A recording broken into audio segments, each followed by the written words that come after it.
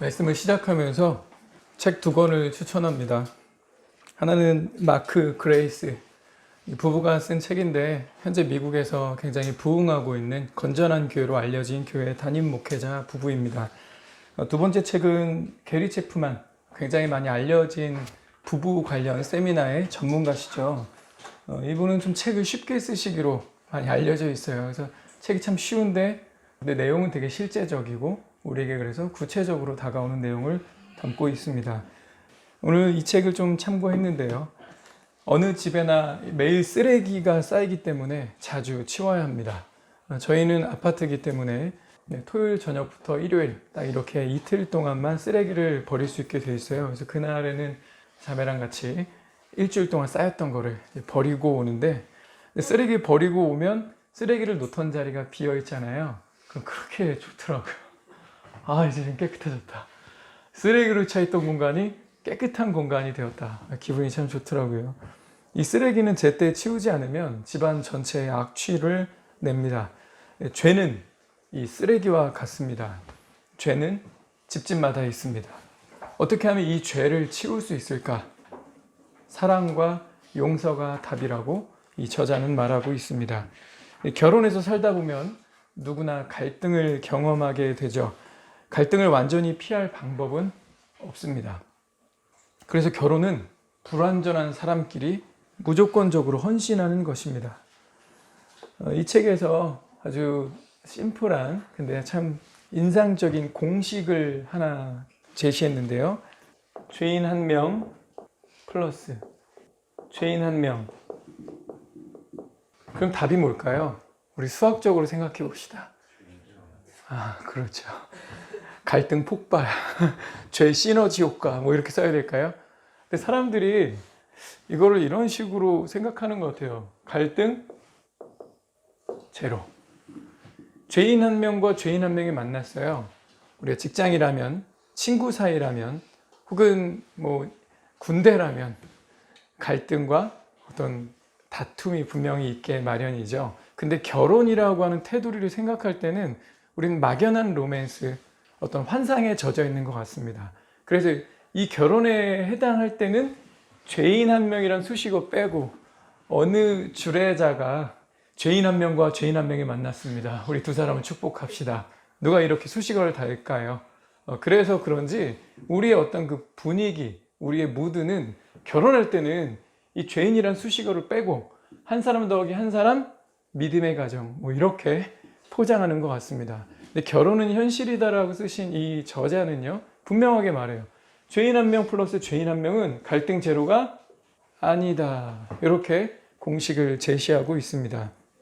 나도 배우자에게 죄를 짓기 마련이고 배우자도 저에게 죄를 짓기 마련이죠. 싸움이라고는 해본 적이 없다는 부부는 거짓말을 하고 있는 것입니다. 서로에게 아무런 애정도 없이 남처럼 사는 부부일 겁니다. 관심이 없으니까 서로에게 상처를 줄 여지도 없는 것이죠. 정상적인 부부라면 싸울 수밖에 없습니다. 문제는 하나님께 영광이 되고 가정에 유익하게 싸우느냐는 겁니다. 싸움이 무슨 하나님께 영광이냐, 수식어가 너무 안 맞는다. 아니요, 그럴 수 있어요. 하나님은 우리가 죄인이라는 걸 알고 계시고요, 그걸 인정하라고까지 우리에게 요구하십니다. 그래서 우리가 죄인이라는 것을 인정하기 때문에 하나님, 이번 갈등의 원인이 저에게 있었습니다. 제 잘못입니다. 제가 이것을 인정하고 이것을 이제 바꾸고 수정하려 합니다. 이게 어디서 나온 거예요? 싸움으로부터 파생된 건전한 결과죠. 그래서 우리의 부부싸움이요, 하나님께 영광이 될 수 있다는 겁니다. 가정에 유익하게 싸우는 것이 중요하다는 거죠. 잘못한 쪽은 사과하고 사과를 받는 쪽은 용서하는 것입니다. 그럼 용서란 무엇일까요? 어떤 용서는 쉽습니다. 진심 어린 말만으로도 해결되는 사과가 있죠. 보상이 필요 없는 경우가 있어요. 용서해 주세요 라는 말도 안 해도 돼요. 그냥 미안해요 라고 하면 마음이 풀리고 그냥 잊혀져 버리는 그런 문제도 있습니다. 그런데 어떤 용서는 훨씬 힘들게 느껴집니다. 분명 용서를 선언했는데 의지적으로도 용서했다라고 분명히 내가 믿고 있는데 이상하게 이 상처가 사라지지 않는 경우가 있습니다. 용서했고 용서했다라고 말도 했고 그게 내 의지임에도 불구하고 이상하게 머릿속에서 지워지지 않고 잊혀지지 않는 게 있습니다. 그 장면을 떠올릴 때마다 상처가 되살아나요. 부부가 서로 용서한다고 말했는데도 서로 이 사랑의 감정이 되살아나지 않는, 회복되지 않는 그런 경우도 있습니다. 성경에는 용서를 뜻하는 히브리어는 3개, 헬라어는 4개인데요. 이 다양한 의미를 지녔지만 기본적인 개념은 너그럽게 봐준다, 제거한다 이런 뜻입니다. 성경에서 용서를 뜻하는 히브리어 헬라어의 기본적 개념이 뭐라고요? 너그럽게 봐준다, 제거한다. 하나님은 우리에게 그렇게 하십니다. 그렇죠? 시편 103편에는 동이 서에서 먼 것 같이 우리의 죄가를 우리에게서 멀리 옮기셨다. 등 뒤에 던지셨나이다. 다시는 기억지 아니하리라. 뭐 이렇게 말하고 있습니다. 하나님은 이 개념대로, 이 단어의 뜻대로 우리를 용서해 주십니다. 그런데 우리는요, 꼭 그렇지 못해요. 용서는 장벽을 무너지게 하고 벌을 면하게 합니다. 하나님은 우리 허물에 대한 대가를 더 이상 요구하지 않으십니다. 진심으로 사과하며 회개할 때 우리를 용서하시고 그 잘못에 대한 책임을 다시는 묻지 않으십니다.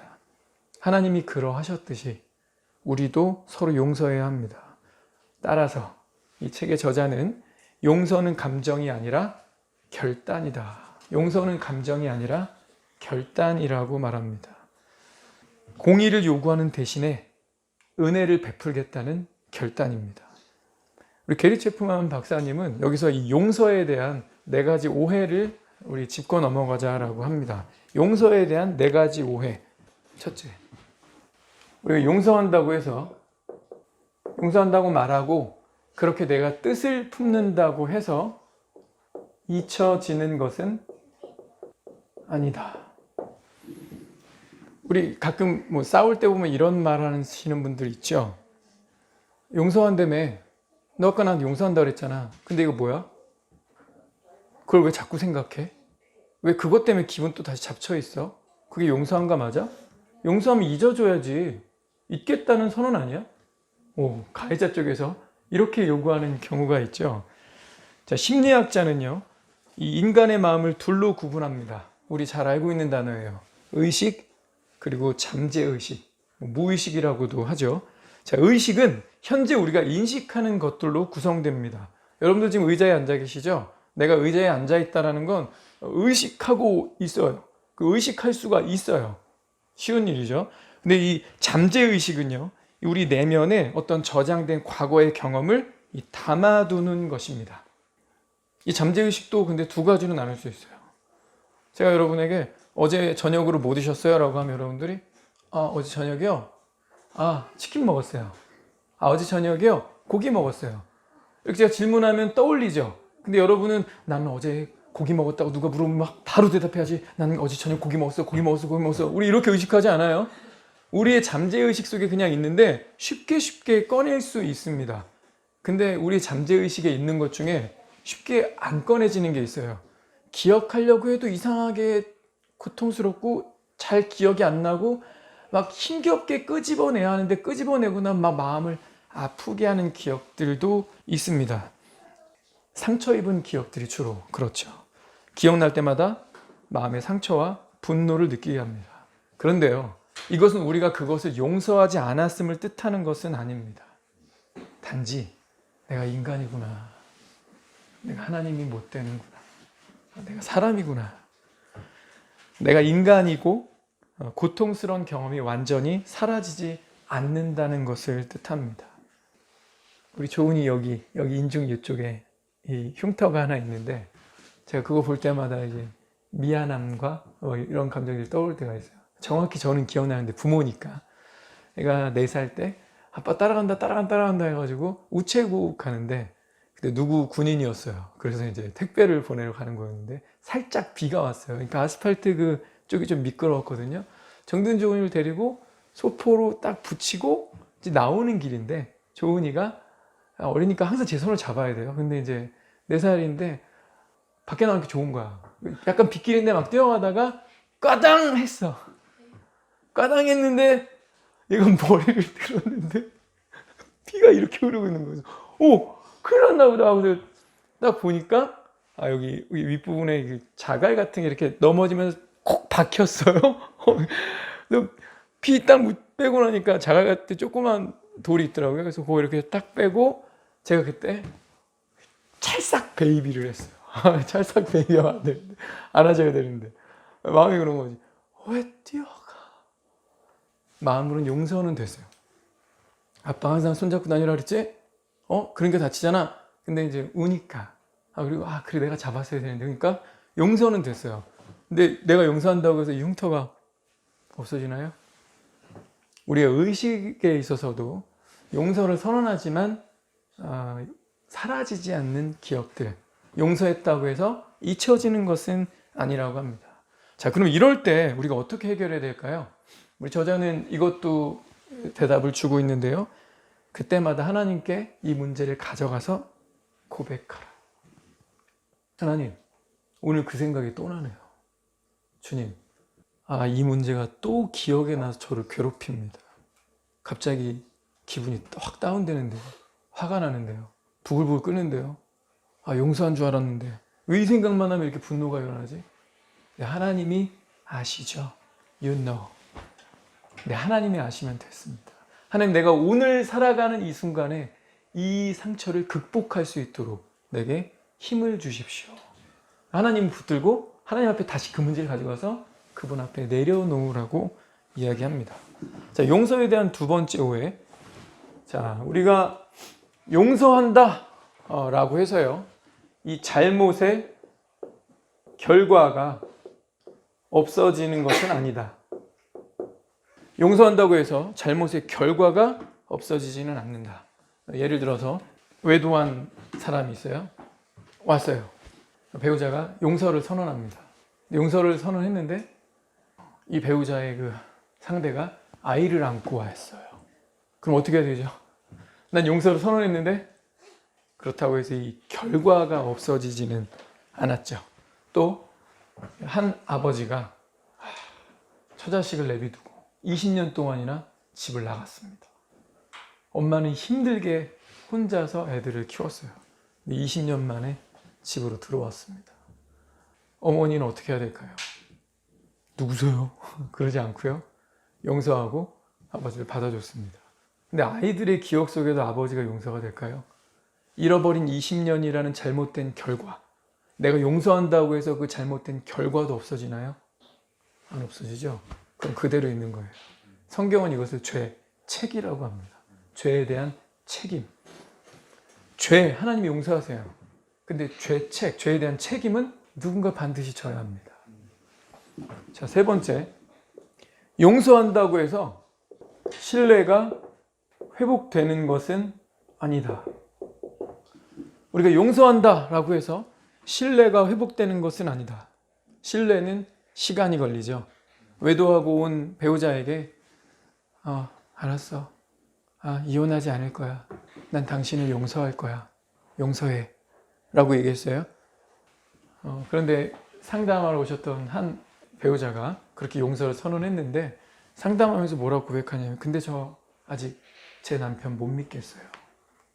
상담하면서 예, 맞습니다. 그것이 사실이고 그건 지극히 자연스러운 겁니다. 용서는 내 마음에서 이루어지는 거지만 신뢰는 기간이 필요하다. 그래서 어떻게 조언해 줬냐? 외도한 배우자 측에서는 핸드폰 패턴 풀고 비밀번호 배우자 측에 다 알려주고 문자 비밀번호 알려주고 SNS는 모든 관련된 것들을 상대 측에게 모두 공개하는 것을 제안했다고 합니다. 그렇게 하고 나서도 수개월, 어떤 경우는 몇 년이 걸릴 수도 있죠. 왜? 외도한 기간이 길면 길수록 이 사람이 집으로 들어오면서 내가 잘못했어. 내가 뭔가에 씌었었나 봐. 전부 내 잘못이야.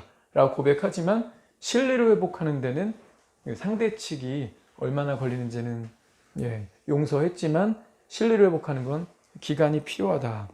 그래서 용서한다고 해서 신뢰까지 회복되는 것은 아니다. 마지막 네 번째는요. 이 용서한다라고 해서요. 늘 화해가 이루어지는 것은 아니다. 화해를 위해서는 과거의 불화를 해결하고 한 팀으로서 협력하는 법을 배워야 합니다. 근데 지금 큰 갈등이 있었어요. 사소한 갈등 아닙니다. 말로만 끝낼 수 있는, 보상이 필요 없는, 그냥 그 말 한마디로 모든 걸 잊혀지는, 마음이 녹아버리는 그런 수준 아니에요. 큰 상처가 되는 문제를 일으켰습니다. 이런 경우는 다시 협력하는 데 시간이 걸려요. 그럴게. 자기 용서할게. 그래, 자기 용서해. 라고 했다고 해서 이 사람이랑 즐겁게 밀가루 좀 줘봐. 물 좀 갖고 와. 협력이 될까요? 알아서 다 만들어 드세요. 다 만들어서 애들 먹이세요. 화장실 청소 혼자 하세요. 차고지에서 차 닦는 거. 여보 나와서 나 세차하는 좀 도와줘. 물 좀 뿌려봐. 그 사람이랑 같이 하고 싶지 않을 거예요. 마음이 풀리는데 몇 시간 혹은 몇 달이 걸릴 수도 있습니다. 용서한다고 해서 자동적으로 화합이 이루어지는 것은 아니지만 그래도 화해의 가능성은 열리는 것이죠. 오늘 우리 17, 18장 심판, 큰 음녀, 바벨론 뭐 이런 얘기 하는데 왜 갑자기 부부 얘기하고 왜 갑자기 용서 얘기했을까요?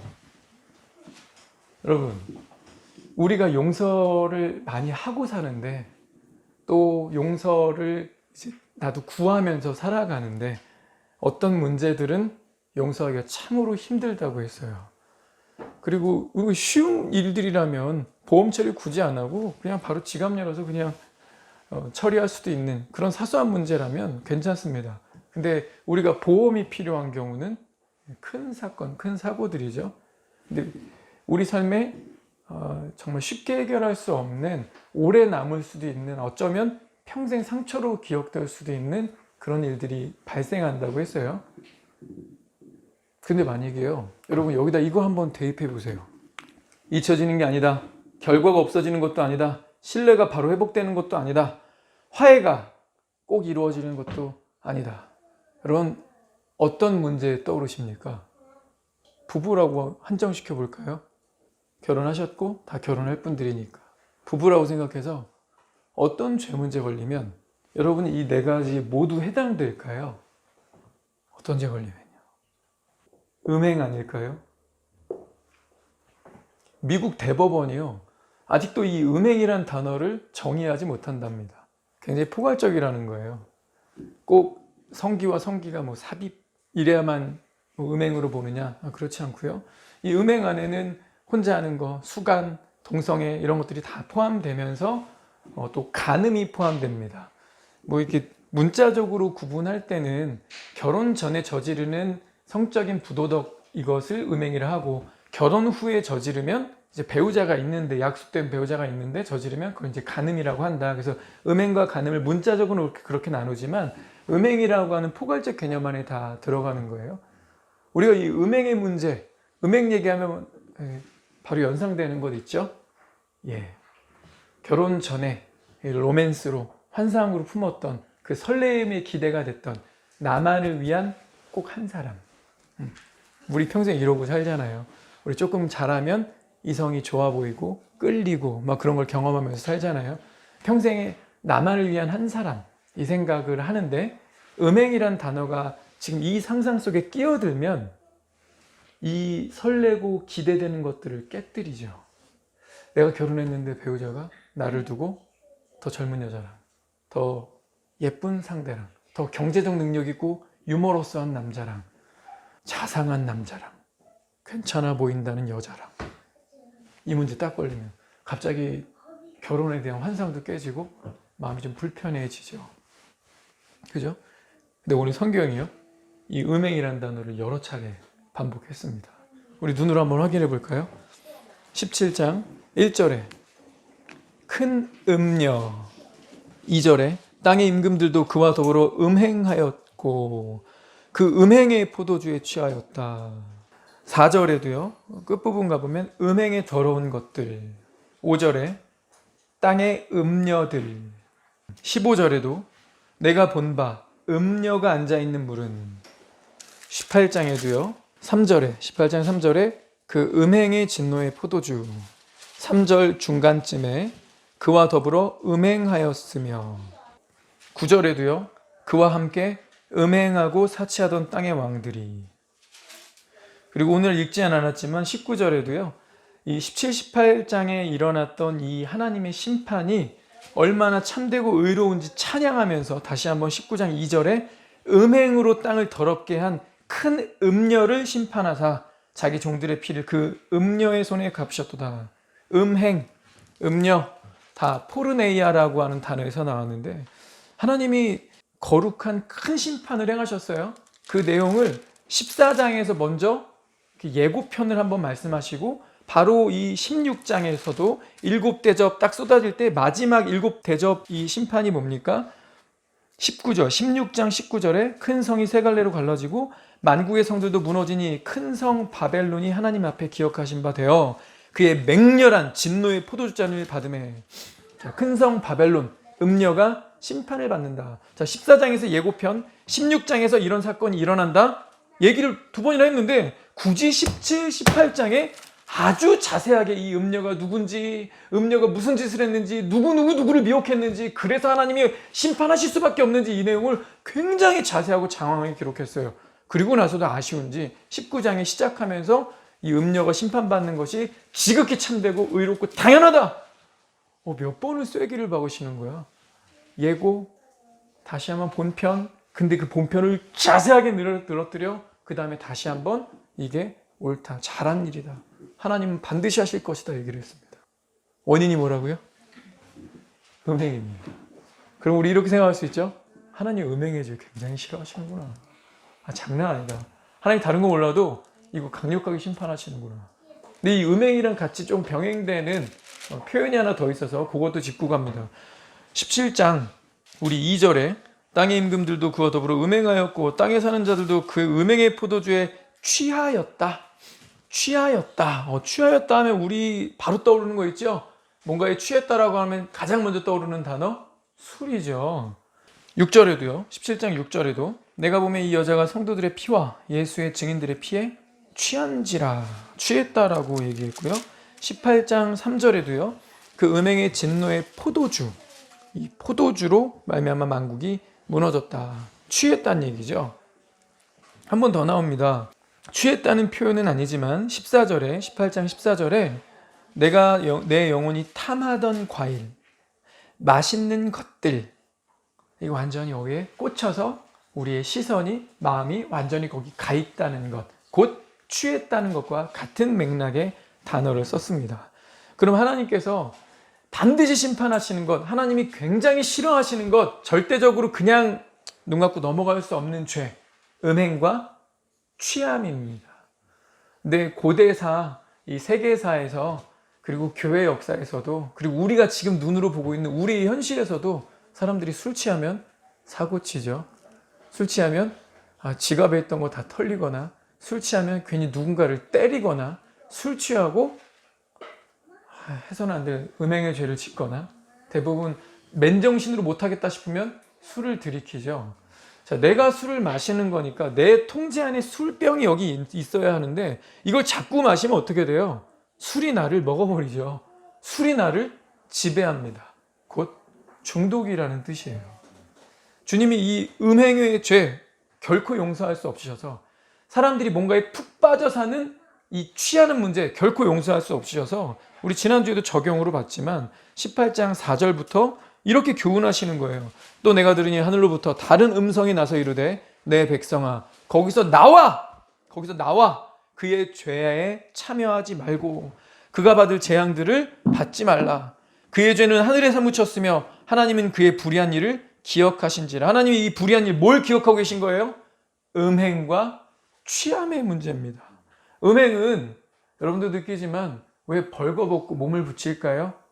그것보다 더 긴밀한 커넥션이 있을 수 있나요? 우리는 정말 잠깐의 어떤 순간적인 쾌락 이 정도 단어 생각할지 몰라도요. 음행, 이 잠자리의 문제는 성경에서 항상 가장 긴밀한 유일무이한 암. 너는 얘만 알아야 돼. 얘도 너만 알아. 이런 가장 긴밀한 커넥션을 얘기해 주고 있습니다. 근데 주님이 이 음행의 죄 짓지 말고 뭐 하래요? 나오래요. 그 말은 뭐예요? 선아가 네 마음을 세상하고 커넥션 시키지 마. 거기에다 붙이고 있지 마. 나 그거 참 싫다. 나와라. 걔네 심판받을 건데 왜 거기다 몸을 들이대고 있니? 주님이 그걸 기억하고 계신다는 거예요. 하늘에 사무칠 정도라는 거예요. 그래서 6절에 뭐라 그래요? 그에게 그대로 줘라. 안 되겠다. 그의 행위대로 갑절을 갚아주자. 갑절이나 섞어서 그에게 주라. 여러 차례 반복하시죠? 7절에도 그만큼 고통과 애통함으로 갚아주라. 아주 교만하게 말하는데 나는 여왕이요. 내가 과부가 아니다. 나는 결코 애통함을 당하지 아니할 거야. 그래?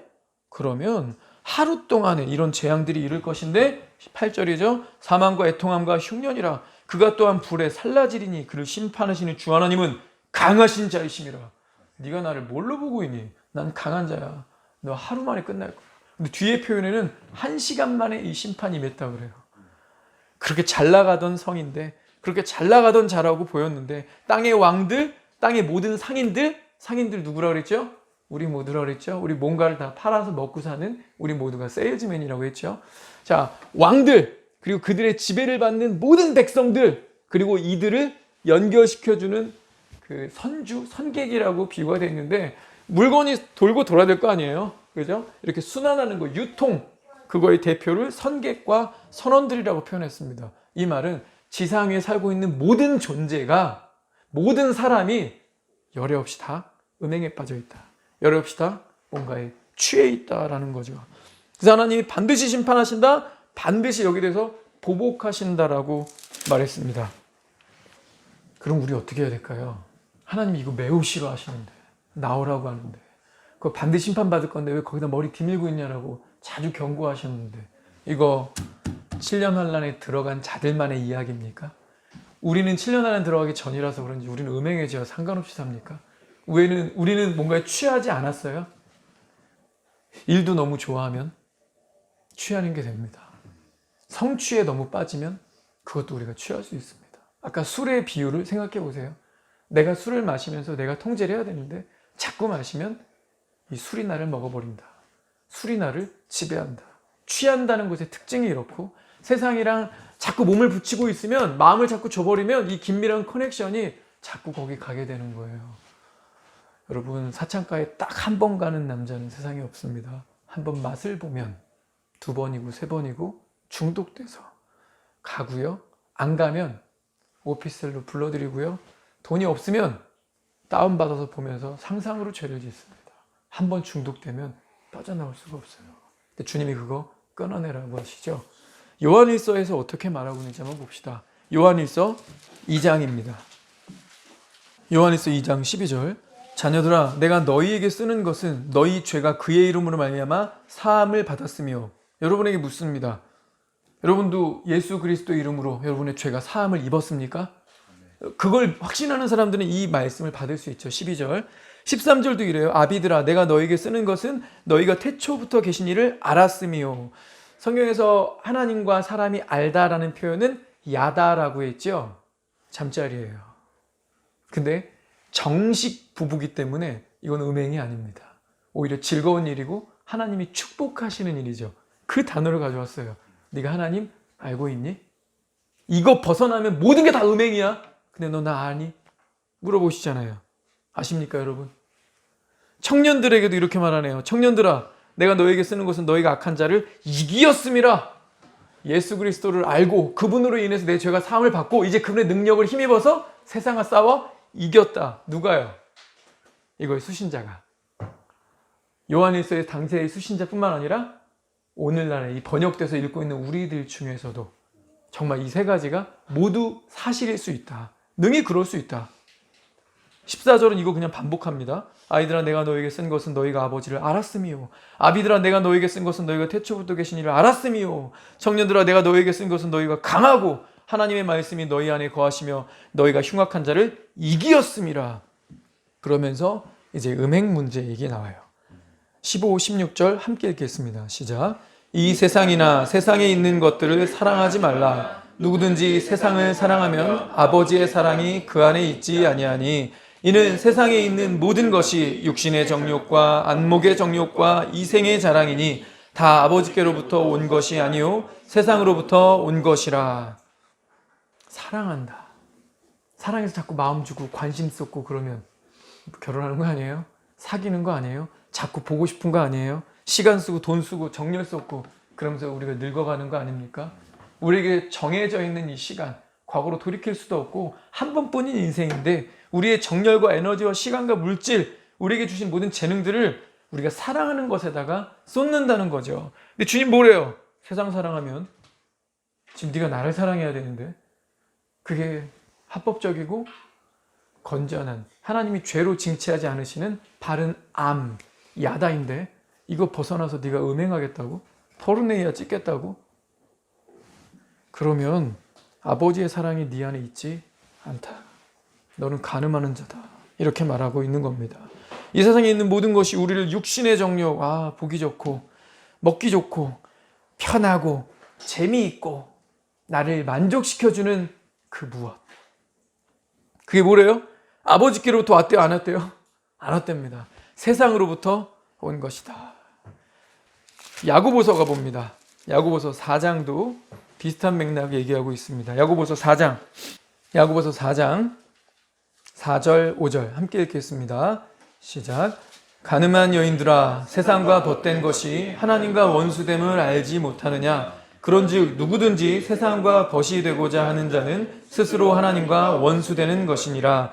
너희는 하나님이 우리 속에 거하게 하신 성령이 시기하기까지 사모한다 하신 말씀을 헛된 줄로 생각하느냐. 육신의 정욕, 안목의 정욕, 이생의 자랑에다가 마음을 계속 뺏기고 거기에다가 마음과 시간과 모든 것을 쏟고 있는데 그런 자들을 간음한 사람들이라고 주님 아예 명명하고 계십니다. 이 간음한 자들, 그들이 뭐하고 있대요? 세상과 벗이 되어 있대요. 같은 말로 이퀄, 하나님과 원수되어 있대요. 양자택일해라. 세상과 벗될래? 나랑 벗될래? 세상과 벗되는 거 선택하는 순간 나랑은 원수다. 개념을 정확하게 하기 바란다 라고 말씀하시죠. 근데 우리가 어느 정도까지래요? 우리 안에 거하시는 성령이 시기하기까지 사모한다. 근데 야고보는요 기본적으로 전제를 이렇게 한 것 같아요. 우리 안에 성령이 계시다. 곧 이 말은 뭐예요? 확실히 구원받은 사람이라는 건데 구원받은 사람도 이런 스탠스를 취할 때가 있다 없다? 있다는 거죠. 그러면 교회 다니는 쭉정이나 혹시 가라지든 어떨까요? 보고 당연한 거 아니에요? 평소 맨날 90점 100점 맞던 애들도 지금 이러고 있다는 거잖아요. 성령이 시기할 정도로 세상을 사모하는 때가 있다. 근데 이 안에 영적 생명이 없어요. 이 성령 하나님의 지배를 받지 않는 사람이에요. 그런 사람은 성령이 시기하기까지 사모하신다는 말씀이 간헐적인 게 아니라 지속 반복적일 수 있겠죠. 근데 우리에게 희망이 있습니다. 6절 우리에게 희망이 있죠. 그러나 더욱 큰 은혜를 주시나니. 다시 그러나 더욱 큰 은혜를 주시나니. 하나님이 우리 방과 안 하고 방치하신대요? 아니죠. 우리 도우십니다. 우리를 붙들어 주십니다. 우리에게 말씀해 주시고 기회를 계속해서 주고 계십니다. 기회를 많이 주시고 계속해서 주시지만 영원히 주지는 않으십니다. 그래서 7절에 이렇게 말하죠. 너희는 하나님께 복종할지어다. 마귀를 대적하라. 그리하면 너희를 피하리라. 하나님을 가까이 하라. 그럼 너희를 가까이 하시리라. 죄인들아 손을 깨끗이 하라. 두 마음을 품은 자들아 마음을 성결하게 하라. 여러분 이거 전부 명령형이에요. 오늘 우리가 아까 이 용서가 감정이 아니라 뭐라 그랬죠? 결단이라고 그랬습니다. 이것과 같은 맥락이에요. 하나님은 우리에게 더욱 큰 은혜를 주시는데 우리를 붙들어 주시는데 우리에게 기회를 계속 주시는데 우리도 할 일이 있다는 거죠. 우리가 의지적으로 선택해야 됩니다. 마귀를 대적해야 되겠구나. 아니야, 나 하나님께 복종할 거야. 하나님을 가까이 할 거야. 말씀을 가까이 할 거야. 이거 의지적인 선택이라는 거예요. 하나님의 은혜 주실 때 우리가 그 의지적인 선택을 계속 안 해버리면 어떻게 될까요? 이게 하나의 관성이 돼버리겠죠. 그거 정말 저주입니다. 하나님 우리에게 계속 기다려주시면서 더욱 큰 은혜를 주실 때 붙드는 저와 여러분 되기를 축원합니다. 우리 마지막으로 고린도후서 5장 말씀 하나 보고 마치겠습니다. 고린도후서 5장 14절 15절 함께 읽겠습니다. 시작. 그리스도의 사랑이 우리를 강권하시는도다. 우리가 생각하건대 한 사람이 모든 사람을 대신하여 죽었은즉 모든 사람이 죽은 것이라. 그가 모든 사람을 대신하여 죽으심은 살아있는 자들로 하여금 다시는 그들 자신을 위하여 살지 않고 오직 그들을 대신하여 죽었다가 다시 살아나신 이를 위하여 살게 하려 함이라. 여러분 왜 교회 다니세요? 이렇게 물어보면 많은 사람들이 구원받으려고요 라고 말합니다. 오늘날의 종말론을 좀 알고 있다는 사람들 중에서도 아마 그런 비슷한 대답이 있을 거예요. 아무리 봐도 요즘은 말세 같아서요. 진짜 이렇게 교회 어깨너머로 다니면서 주서들은 진짜 뭔가 휴거가 일어날 것 같아요. 뭔가 진짜 말세의 지말이에요. 그래서 어쩌다고요? 구원받으려고요. 지금 이런 시국에는 적어도 일요일에는 교회에 발은 담궈놔야 될 것 같은 부담이 있는 거죠. 말세 같잖아요. 그러니까 일요일에 교회 한 번 가는 정도조차 안 하면 찝찝한 거죠. 여러분 왜 교회 다니세요? 왜 예수 믿으세요? 이 대답이 구원받으려고요 하면 성경의 대답으로는 아닙니다. 우리가 왜 교회 다니고 왜 예수 믿어야 돼요? 여기 대답을 주셨죠. 그가 모든 사람이라고 해서 광의적으로 접근합니다. 시작할 때는요. 모든 사람을 대신하여 죽으셨는데 살아있는 자들, 그 안에 나도 포함되는데 하여금 다시는 그들 자신으로 가죠. 1인칭으로 가는 거예요. 모든 사람이라 하셨다가 자신을 위하여 살지 마요. 예수께서 모든 사람을 위해 죽으셨는데 너도 그 안에 포함되지. 너 살아있네? 근데 너 이제 너 자신을 위하여 살지 않고 누굴 위해 살래요? 오직 그들을 대신하여 죽었다가 다시 살아나시니 예수 그리스도를 위하여 살게 하려 합니다. 저와 여러분 왜 교회 다닙니까? 왜 예수 믿습니까? 왜 신앙을 지키려고 합니까? 하나님의 영광 위해서예요. 단순히 죄사함만 받고 찝찝하니까 천국 가야겠으니까 구원 받아야겠으니까 그거 하나님 뜻 아니에요. 하나님 우리 보시면서 무슨 생각 드시겠어요? 저게 지 죄인인 건 알아가지고 나한테 죄를 털어내려고 교회 다니는구나. 얼마나 이게 야갔어요. 사랑스럽지 않을 거예요. 하나님 어떤 마음이에요? 어떻게 나 사랑해서 교회 다니는구나. 네가 나 믿는 이유가 네가 나를 정말 사랑해서구나. 나도 너 야다한다. 나도 너 안다. 너는 음행하는 자가 아니다. 너와 나는 긴밀한 네트워크다. 네가 나왔구나. 잘했다. 이제 내가 저거 심판하려고 그랬는데 잘했어. 오늘 바벨론은요, 두 번째 시간은요, 하나님이 정말 싫어하시는 음행과 취함의 문제를 다뤄봤습니다. 하나님께서 이 죄만큼은 반드시 심판하시겠다고 누차 장황하고 길게 반복적으로 말씀하셨습니다. 그러면서 우리에게 나오라고 하셨어요. 근데 저와 여러분이 이 7년 안에 들어가는 이 정말 당사자처럼 이 말씀을 받지는 않지만 지금 살아가는 우리들이 역시 음행의 죄, 세상과 긴밀한 커넥션 혹은 뭔가에 푹 빠져서 취해 사는 삶을 살고 있지는 않습니까? 적용 하나만 생각해 볼까요? 우리 모두 직장인입니다. 하루 종일 뭔가 일을 하고 오면 우리의 의식과 생각 속에 이 몸도 실제 피곤하고 충전 아침에 꽉 해가지고 밖에 나갈 때는 뭔가 이렇게 꽉 찬 느낌이잖아요. 푹 자고 일어났으니까 아메리카노 한 잔 딱 마시면 몸도 이제 에너지가 이제 쓸 준비가 된 것 같고 점심 또 맛있는 거 사 먹고 하면 좋아요. 근데 퇴근할 때쯤 되면 핸드폰도 배터리가 많이 나가 있어요. 그래서 회사에서 이렇게 충전기 꽂아 놓거나 운전하면서 중간에 이렇게 충전하지 않으면 꺼질 것 같아요. 맞습니다. 우리 피곤해요. 정신적인 부하도 분명히 있습니다. 근데 그때 우리가 꼭 찾는 게 뭐죠? 유희거든요. 뭔가 재미로 이거를 보상해줘야 될 것 같아요. 아니면 육신적인 쉼으로 보상해줘야 될 것 같아요. 좋습니다. 많이 자세요. 재밌는 거 찾으세요. 우리는 기계가 아니에요. 우리는 쉼과 유희가 필요합니다. 맛있는 것도 먹고요. 재밌는 것도 좀 봐야 되고요. 막 떠들면서 박수치고 웃기도 해야 됩니다. 문제는요. 거기에 하나님만 빠진다는 거죠. 하나님 그거 하지 말라고 안 하세요. 놀아라 그래요. 저도 애들이 노는 게 일이라고 하는데 더욱 놀아라. 놀아야죠. 건강해지죠. 정서적으로 밝은 사람 되죠. 그리고 그게 진짜 우리 몸에도 좋은 거잖아요. 놀아야 합니다. 쉬어야 합니다. 근데 그거 할 때 하나님만 빠지는 일을 하는 사람들이 있어요. 저 여러분 성인이잖아요. 오늘 중독 얘기했습니다. 음행이나 취하는 거나 다 중독이에요. 적당히 해야 되는데 계속 거기에 먹다가 개가 나를 먹어버리는 이거는 선을 넘어간 거예요. 여러분들의 그 유의 시간, 이 남은 시간들을 어떻게 쓰고 있습니까?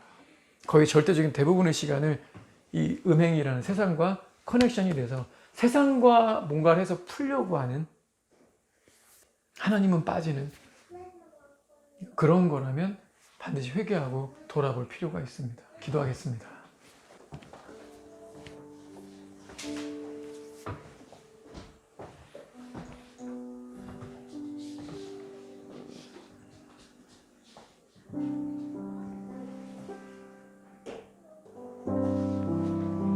오랫동안 참아주신 주님을 찬양합니다. 아멘. 오랫동안 기다려주시며 여전히 더욱 큰 은혜를 주시면서 우리를 부르시는 이 하나님의 은혜를 다시 한번 찬양합니다. 아멘. 주님, 우리가 찬양하고 예배 자리에 출석하고 우리가 기독교인으로서 마크를 찍고 살아갈진데, 주님, 오늘도 우리의 이 고백은, 우리 하나님 앞에서의 깨달음과 하나님 앞에서의 어떤 작은 다짐은 주님 말씀해 주신 것처럼 우리가 이제는 우리 자신을 위해 살지 않고 그리스도 당신만을 위하여 살기를 소원합니다.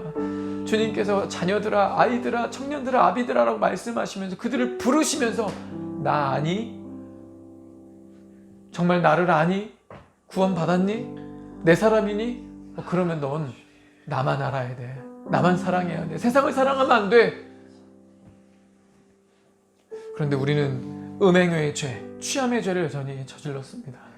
우리 이제는 일어나서 참으로 회개를 이루고 우리가 주님 편으로, 주님 곁으로 더욱 가까이 가기를 원합니다. 아멘. 주님 붙들면서 이 청년들아 너희가 세상을 이겼음이라고 말씀하신 것처럼 우리가 세상을 진노하며 믿음으로 세상을 대적하고 마귀를 대적하여서 우리가 의지적으로 선택하고 결단하여서 우리의 삶에 구체적인 그런 삶의 열매들이 정말 나타날 수 있기를 소원하고, 그건 나의 바람이기도 하며 하나님의 뜻이기도 한 줄 압니다. 주님, 우리가 그런 삶이 될 수 있도록 우리를 계속 붙들어 주시고 더욱 직간접적으로 간섭해 주시기를 간절히 부탁드립니다. 오늘도 예배가 우리에게 단순한 종교심으로만 그치지 않고 이 말씀이 살아서 운동력이 있어서 우리의 삶에 구체적인 영향을 행사하고 우리가 기꺼이 선택할 수 있도록, 기꺼이 결단하고 그 길을 또한 걸어갈 수 있도록, 그렇게 발버둥칠 수 있는 우리 진리와 제자교회 한 사람 한 사람 되도록 주님 붙들어 주십시오. 이 모든 기도 예수 그리스도 이름으로 축원합니다. 아멘.